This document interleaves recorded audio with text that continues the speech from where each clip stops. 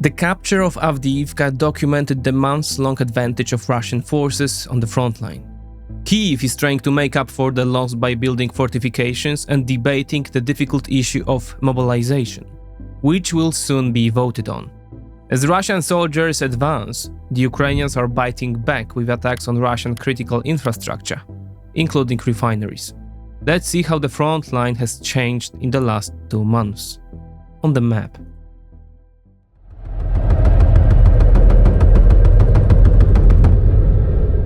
Consider leaving a like if you enjoyed the video to aid the algorithm. Kharkiv Oblast direction. The Russians are continuously launching artillery attacks on Ukrainian civilian infrastructure and residential areas in the Kharkiv region, with varying degrees of intensity. Still, Kharkiv remains a relatively calm operational direction. According to Oleg Synechubov, head of the Kharkiv regional administration, the Russians continued to shell civilian buildings in many cities. Among them are Dvorichna, Berestove, Vovchansk, Topoli, Synkivka, Petropavlivka and Kupiansk. Both sides are conducting cross-border infiltration operations. On the 12th of March, the Freedom of Russia Legion, the Russian Volunteer Corps and the Siberian Battalion fighting against the Kremlin regime announced that they had entered the Kursk and Belgorod oblasts of Russia. The main attack was to take place in the direction of the village of Tyotkino, with the participation of the Freedom of Russia Legion.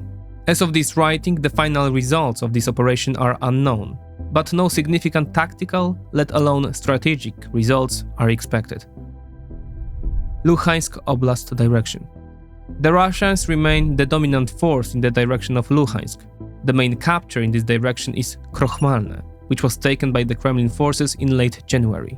In the following weeks, the Russians also seized the settlements of Tabaivka and Rusanivka.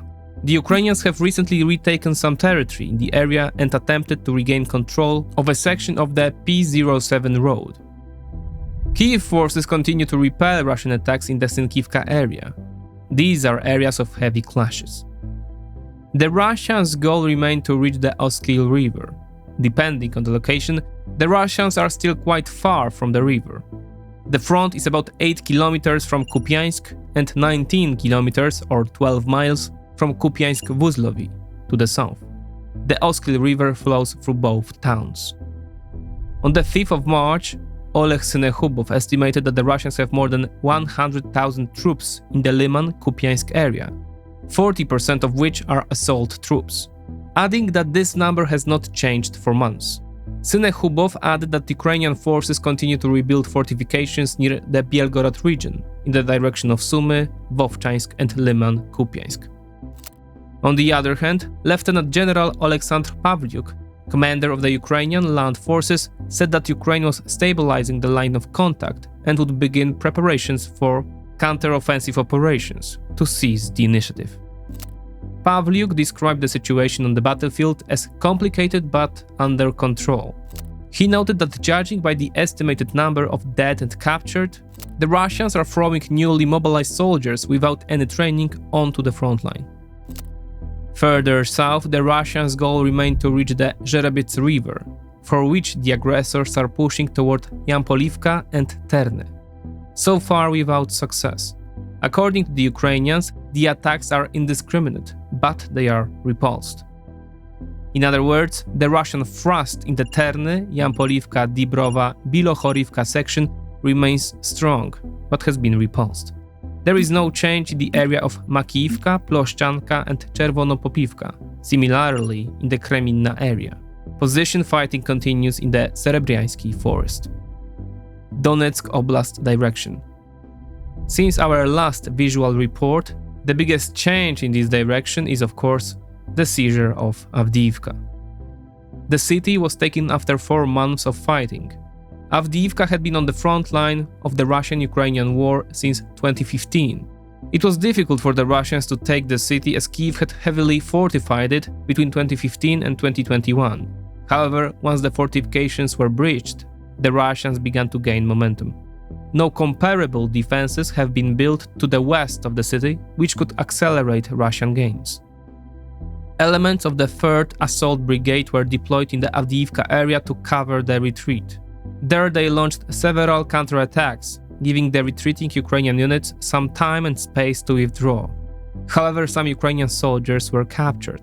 A Ukrainian soldier from the 110th Mechanized Brigade, who managed to withdraw, described his experience. First, he explained that his unit had been on the front line for 22 months without rotation. The Russians attacked from all sides, and the Ukrainian logistics did not work. He also emphasized the lack of personnel on his side, and the Ukrainian fortifications west of Avdiivka were not prepared. His unit's personnel could only move at night, but Russian drones with night vision capabilities proved very problematic. This was the largest Russian tactical triumph since the capture of Bakhmut in May 2023. Gains in other parts of the front were marginal, but overall Russia probably still has the capacity for large-scale offensive operations. In the following weeks, the Russians continued their attacks on the Bakhmut-Avdiivka-Novomykhailivka axis. Russian troops exerted heavy pressure on Ivanivske in order to break through to Chasiv Yar. In recent weeks, they have managed to gain some ground. Currently, most of Ivanivske is under Russian control. In Bogdanivka, meanwhile, the Ukrainians have managed to push Russian troops back a bit. The Russians also remain active near Klishchivka. On the 5th of March, the Russians documented the loss of the Ukrainians' first HIMARS launcher since receiving it in June 2022. The Russians have also continued to build up forces in Orlivka and Tonenke in order to increase the pressure and fully capture these villages. Both settlements are mostly under Russian control, but not completely. Moving south, on the Marinka axis, the Russians are advancing toward Georgivka, and in recent weeks they have also taken Pobieda, having also advanced around Novomykhailivka. Another fact is the pressure east of Vuhledar, near Mykliske, where the Russians have managed to gain some ground. Southern Ukraine direction. Although fighting has been going on here for months, the southern front remains basically frozen. As is the case along the entire front, the Russians remain on the offensive, and they are trying to advance on Robotyne and Verbove, but this has not translated into real gains.